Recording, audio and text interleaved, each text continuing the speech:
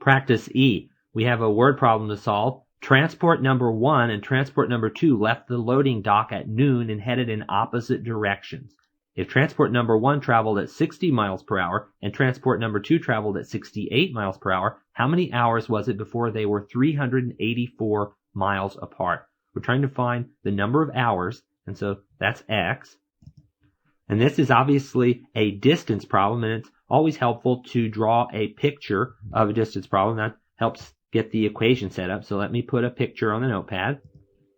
See, here are the two transports, and let's say the loading dock is right here, and then this one takes off in this direction, this one takes off in this other direction, and then we don't know how far each of them went individually. They went different distances after X hours because they were going different speeds. Transport number 1 is going 60 and transport number 2 is going 68 miles per hour. But what we do know is that after X hours, that's what we're trying to find, they were 384 miles apart. And then if you look at this picture, you can see how to set up the equation.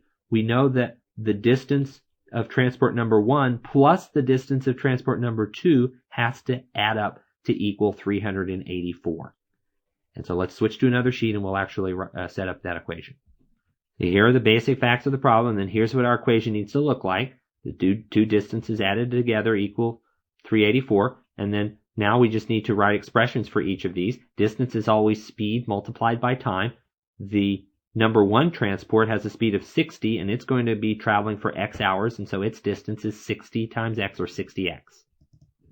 And then the distance of number 2 is the same calculation. Its speed is 68 miles per hour, and it's also going to be driving for x hours, and so we need 68x right there. And then adding these two together, we get 384 on the right. Now to solve this equation, we need to combine the x terms. 60x plus 68x is 128x. And then dividing both sides by 128 gives us x equals 3. Which tells us that it's going to take 3 hours for the two transports to get 384 miles apart. So the answer to practice E is 3 hours.